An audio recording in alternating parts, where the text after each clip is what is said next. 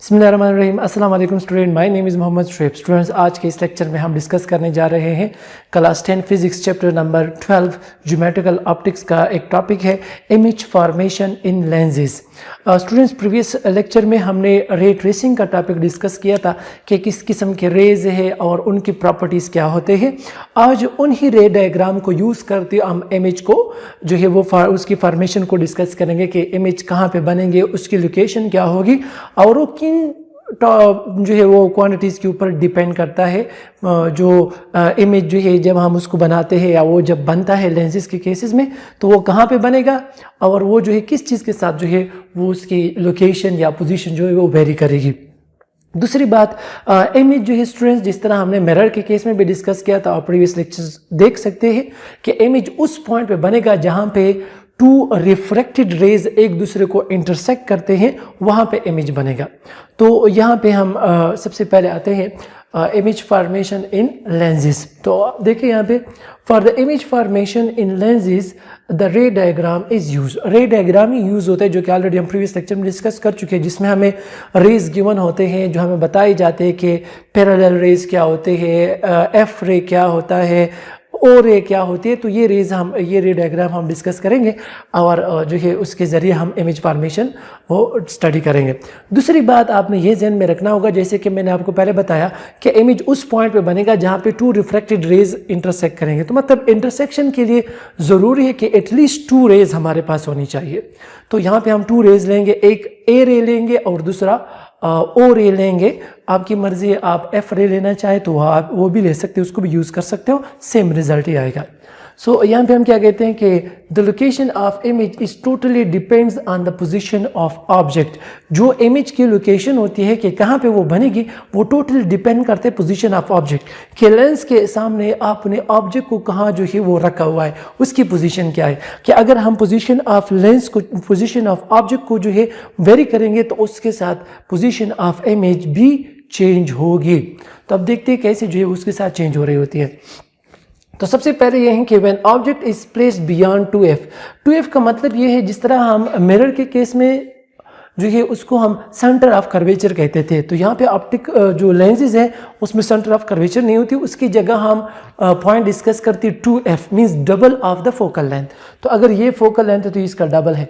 तो मतलब अगर हमारे पास ऑब्जेक्ट जो है वो बियॉन्ड 2f पड़ा हो, 2f से भी दूर हो, means double of the focal length से भी ज़्यादा दूर हो, तो फिर उसका इमेज कहाँ पे बनेगा देखते हैं यहाँ पे। तो हम यहाँ पे टू रेज डिस्कस करते हैं, एक रे ए है और दूसरा हमारे पास रे ओ है। तो हमें पता है कि जो पैरेलल होती है प्रिंसिपल एक्सिस की, वो आफ्टर रिफ्रैक्शन क्या हो जाती है, फोकल पॉइंट से पास होगी। जबकि सेकेंड हमारे पास क्या है, ओ रे ऑप्टिकल जो है सेंटर से पास हो रही होती है। तो उसके बारे में हमने ऑलरेडी डिस्कशन की है कि ये रे जो है विदाउट एनी डिफ्लेक्शन जो है ये स्ट्रेट जाएगी। तो जब ये रिफ्रैक्ट हो जाते हैं तो ये दोनों स्टूडेंट्स इस पॉइंट पे मींस एफ से थोड़ा आगे, और अगर हम यहाँ पे 2f बनाएं तो ये f और 2f के दरमियान ही बनेगा। तो मतलब यहाँ पे ये दोनों एक दूसरे को इंटरसेक्ट करेंगे और हम यहाँ पे फिर क्या बनाते हैं, इमेज। यहाँ पे इस पॉइंट के ऊपर जो हमारे पास इमेज बनेगा बिटवीन f एंड 2f। अब इस इमेज की प्रॉपर्टीज क्या होंगे, यहाँ पे मैंने लिखा है, ये इमेज हमारे पास इन्वर्टेड होगा। सेकेंड केस इसमें क्या होगा, स्मॉलर इन साइज, ये जो इमेज होगा ये इस ऑब्जेक्ट से स्मॉलर होगा साइज में। And third one is real होगा। अब जरा हम इस ऑब्जेक्ट की पोजीशन को थोड़ा आगे कर लेते हैं, मीन्स इस 2f के ऊपर लाते हैं। तो सेकेंड है हमारे पास when object is placed at 2f। तो यहाँ पे देखिए हमारे पास स्टूडेंट ऑब्जेक्ट है, उसको हमने 2f के ऊपर रखा हुआ है। अगेन वही टू रेज में यूज कर रहा हूँ, रे ए एंड रे ओ। यहाँ पे मैं पॉइंट ए का नाम दे देता हूँ, सिमिलरली यहाँ पे भी पॉइंट ए के ये ए रे है। तो ये जो है रे ए हो गई, उसका हमें पता है ऑलरेडी आफ्टर रिफ्रैक्शन ये फोकल पॉइंट से पास होगी। एंड यहाँ पे हमारे पास क्या है, ओ रे है, तो विदाउट एनी डिफ्लेक्शन ये स्ट्रेट जाएगी। तो अगेन जब ये आफ्टर द रिफ्लेक्शन एक दूसरे को इंटरसेक्ट करते स्टूडेंट, अगर इस पॉइंट को मैं 2f का नाम दे दूं तो ये हमेशा 2f के ऊपर ही इमेज बनेगी। यहाँ पे ये एक दूसरे को इंटरसेक्ट करेंगे। ये जो इमेज बनेगा इसकी प्रॉपर्टीज क्या होगी, ये इन्वर्टेड होगा, सेम इन साइज, जितना ऑब्जेक्ट होगा उतना साइज जो है इमेज का भी होगा। And third one property is real होगा। तो ये बात ध्यान में रखें। देखो यहाँ पे हमने जो है ऑब्जेक्ट की पोजीशन को चेंज किया है, थोड़ा नज़दीक लाएं लेंस की, तो यहाँ पे जो पोजीशन ऑफ इमेज है या जो लोकेशन ऑफ इमेज है वो भी चेंज होगी। पहले जो है f और 2f के दरमियान था, अब जो है 2f पे चली गई।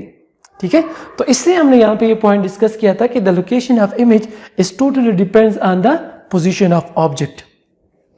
अब थर्ड केस में आते हैं कि अगर मैं इस ऑब्जेक्ट को f और 2f के दरमियान रख दूं, ठीक है, when object is placed between f and 2f, यहाँ पे मैं लाता हूँ f और 2f के दरमियान। अगेन वही हमारे पास जो है 2 रेज है, रे ए एंड रे ओ, ये 2 रेज हैं। जब हम रे ए को देखते हैं तो आफ्टर द रिफ्लेक्शन, चूंकि पैरेलल है तो after the reflection focal point से पास होगा, एंड द ऑप्टिकल सेंटर वाली रे जो है जो ओ से पास होती है, ऑप्टिकल सेंटर से पास होती है, वो उसमें जो है विदाउट एनी डिफ्लेक्शन ये आगे की तरफ जाएगी। तो यहाँ पे अगर हम देखें ये हमारे पास 2f है, ठीक है, तो ये बियॉन्ड 2f बनेगी, ये इमेज जो है बियॉन्ड 2f होगा। मतलब हम यहाँ पे जब ऑब्जेक्ट को नज़दीक लाएंगे तो वहाँ पे इमेज दूर होता जाएगा।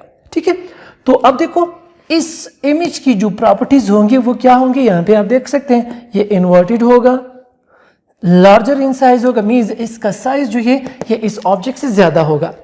And the third one is real, again ये रियल होगा। आपने हमेशा ध्यान में रखना होगा कि जब तक ये इमेज इन्वर्टेड है मतलब कि ये रियल इमेज ही होगा। उसका जो है आपको यहाँ पे फॉर एग्जांपल अगर हम बोर्ड पे उसका इमेज बनाना चाहें तो उसका इमेज हमें मिलेगा।